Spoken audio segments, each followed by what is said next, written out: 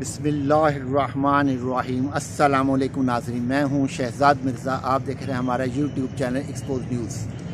नाज़रीन, इम्पोर्टेड हुकूमत ने जो एक रट लगाई हुई टेक्नोक्रेट हुकूमत की, तो टेक्नोक्रेट लाए जाएँ 2 साल के लिए दिया जाए, क्योंकि खान साहब मकसद खान साहब को गिराना है कि खान साहब का किसी भी तरीके से मकबूलियत कम हो जाए, लोग इनसे पीछे हट जाएँ, लॉन्ग टर्म चलाएँ और लोग बददिल लोग इनसे पीछे हट जाएँ।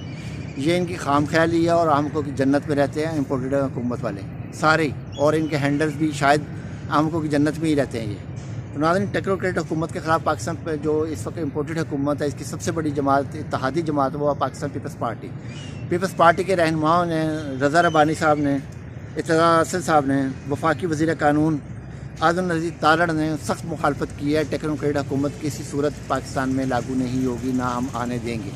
ये पाकिस्तान पीपल्स पार्टी के तीनों सीनियर रहनुमा हैं और इन्होंने इस चीज़ को वाज़िया मुखालफत की, शदीद मुखालफत की है कि टेक्नोक्रेट की हुकूमत नहीं चाहिए, निगरान सेटअप लेकर आएँ, टेक्नोक्रेट सेटअप नहीं चाहिए। तो नाज़रीन, इसमें जो सियासी तजिया नगार हैं उन्होंने भी इस चीज़ की मुखालफत की है, साबका अस्करी अफसरान हैं उन्होंने भी इसकी मुखालफत की है, टेक्नोक्रेट हुकूमत की मुखालफत की है कि यह सेटअप निज़ाम जो इंतहाई गंदा है और ये कहीं कामयाब नहीं हो सका आज तक। जहाँ भी ये नाफिज़ किया गया वहाँ नाकामी हुई है, क्योंकि यह निज़ाम दुनिया के किसी भी मुल्क में कामयाब नहीं हो सका। यह निज़ाम दूसरे जंग अज़ीम के बाद तरक्की पज़ीर ममालिक में नाफिज़ किया गया था, वहाँ पे जब नाफिज़ किया गया वहाँ भी ये कामयाब नहीं हो सका और वहाँ के अवाम ने इस निज़ाम को यकसर मुस्तरद कर दिया। अब मौजूदा इम्पोर्टेड हुकूमत ज़बरदस्ती इस घिसे पिटे निज़ाम को लाना चाहती है, मगर इम्पोर्टेड हुकूमत क्योंकि अवाम को रिलीफ दे नहीं सकी, तकलीफ़ अच्छी खासी दे रही है, क्योंकि ये रिलीफ अवाम को नहीं दे सके। मौजूदा हुकूमत जो है मुकम्मल तौर पर नाकाम हो गई है, हर चीज़ महंगी है, हर चीज़, अद्वियात की कमी, अद्वियात के सेटअप बंद हो गए हैं, कई फार्मास्यूटिकल सेटअप बंद हो चुके हुए हैं।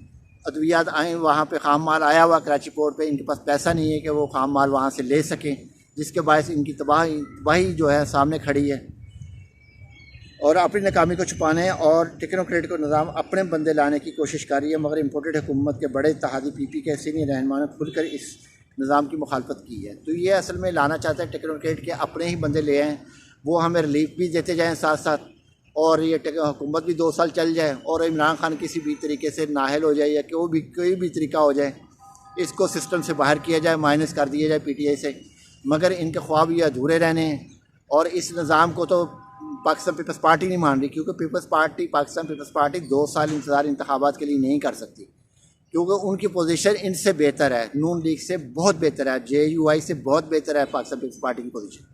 क्योंकि PTI की पोजीशन तो है ही मजबूत, उसका तो कहने की ज़रूरत ही नहीं है जी पीपल्स पार्टी की PTI की मजबूत है, वो उसकी चीज़ है ही मजबूत, उसको गिराने के लिए सब लगे हुए हैं। मगर अगर इम्पोर्टेड हुकूमत में देखा जाए, जो इत्तेहादी हैं उनमें सबसे ज़्यादा मजबूत इस वक्त पोजीशन वो पाकिस्तान पीपल्स पार्टी की है।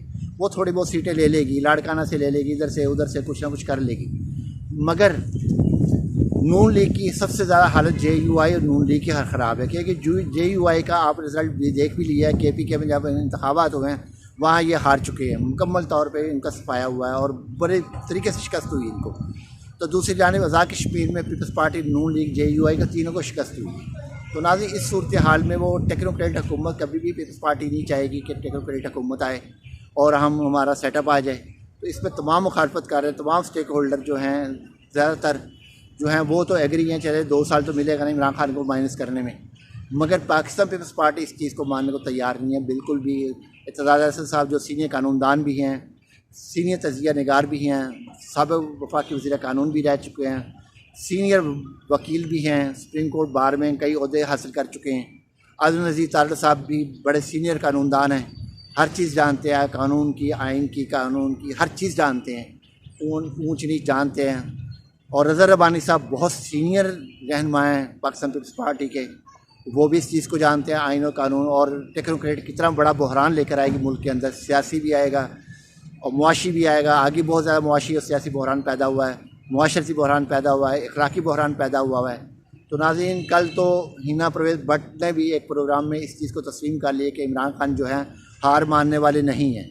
तो जब मुखालफीन इमरान खान की इस चीज़ की तारीफ़ कर रहे हैं कि वो हार मानने वाले नहीं हैं, तो इसका मतलब है कि ये हार मान चुकी है, PDM हार मान चुकी है, इनके सियासतदान हार मान चुके हैं, इनके रहनुमा हार मान चुके हैं, हर तरीके से हार मान चुके हुए हैं। जो टेक्नोक्रेट के ला रहे हैं कोई अजीब व गरीब है। आज इंतखाबात थे, मगर इंतखाबात आज जो होने थे मगर उसमें भी इन्होंने कल इंटर कोर्ट अपील दायर कर दी। मगर लोग आज वोटों के वोट डालने के लिए बाहर निकले हैं। 31 दिसंबर था, आज वोट डालने के लिए बाहर निकले हैं, मगर लोगों को मायूसी हुई है। अभी पता नहीं अभी तक जब मैं वीडियो बना रहा हूँ इनका इजलास हुआ कि नहीं ख़त्म हुआ, क्योंकि इलेक्शन कमीशन का इजलास जारी था, तो अभी वो पता नहीं ख़त्म हुआ नहीं हुआ। शायद मेरी वीडियो जब अपलोड हो शायद उस वक्त तक ख़त्म हो चुका हो। तो नाज़रीन, ये सारी सूरत हाल है जो आपको टेक्नोक्रेट का भी बता दिया है। इससे पहला जो वीलॉग था उसमें मैं मुआशी सूरत हाल भी बता दी है। तो नाज़रीन, वीडियो अच्छी लगे शेयर करें, लाइक करें, हमारे चैनल सब्सक्राइब करें। शुक्रिया।